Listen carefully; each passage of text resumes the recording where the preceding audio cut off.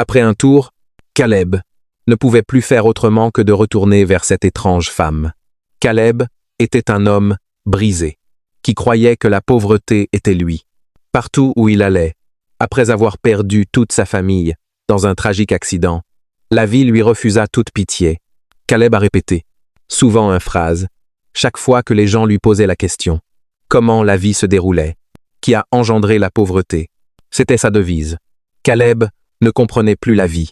Il se battait tous les jours, il cherchait du travail partout, il supplia, il a même dit aux gens qu'il travaillerait gratuitement. Parfois, il leur demandait seulement de le nourrir. Malgré cela, la demande a de nouveau été refusée. Partir, nous n'avons pas de poste pour vous. Revenez une autre fois. Voilà les réponses que Caleb entendait sans cesse. Il dormait, affamé, plusieurs nuits. Il a parcouru de longues distances, sans destination précise. Ses vêtements étaient vieux, ses chaussures sont usées, son visage toujours fatigué. Encore, une chose n'a jamais changé chez Caleb. Il aimait les femmes, de belles femmes. Chaque fois qu'il voyait de jolies dames passer devant lui, son regard les suivit, mais aucune femme ne le regarda deux fois. Certains ne savaient pas, d'autres se moquaient de lui, d'autres encore l'ont insulté.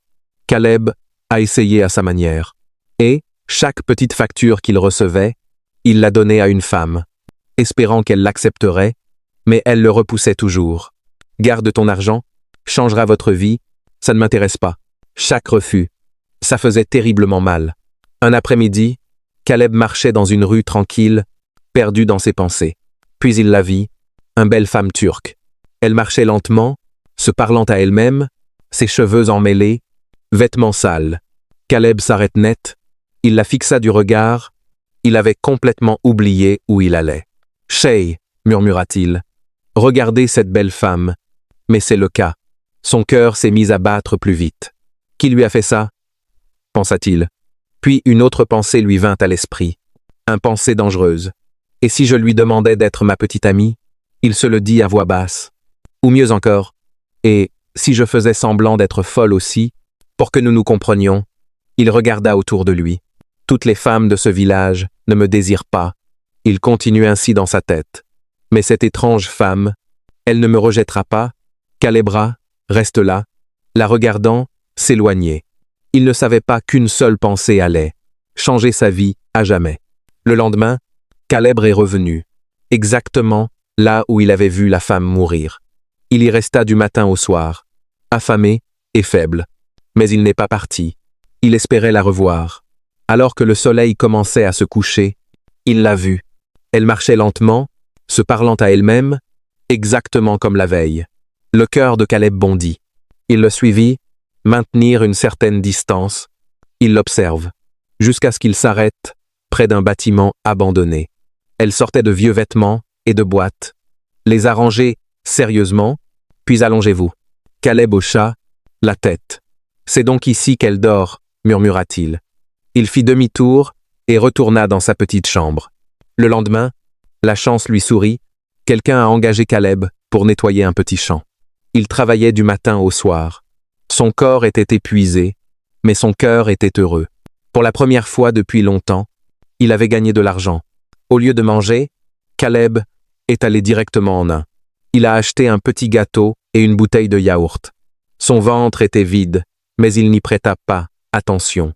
Il marcha rapidement jusqu'à l'endroit où séjournait la femme sérieuse. Quand elle l'a vu, Caleb fait signe et sourit. À sa grande surprise, elle lui rendit son sourire et lui fit un signe de la main. Caleb s'est arrêté net. Elle m'a souri, pensa-t-il. Il ne s'agit pas d'un diamant par diamant.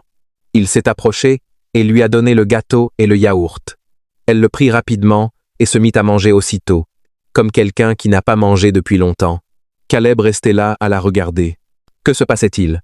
Après avoir fini le gâteau et le yaourt. C'est une histoire que nous ne pouvons pas raconter maintenant. Lorsque Caleb entra dans sa petite chambre ce soir-là, il sourit. Il s'allongea sur son lit, souffrant comme quelqu'un qui a enfin réussi dans la vie. Voilà à quel point les femmes asiatiques sont charmantes, dit-il. Merci mon Dieu, comme le porridge qui m'a achevé. Le lendemain, Caleb est revenu. Cette fois, il a apporté des bonbons. Elle le prit avec joie, et il redevint vert. Après le 3e jour, les choses commençaient à changer pour Caleb. Commenté partie 2, poursuite de l'histoire.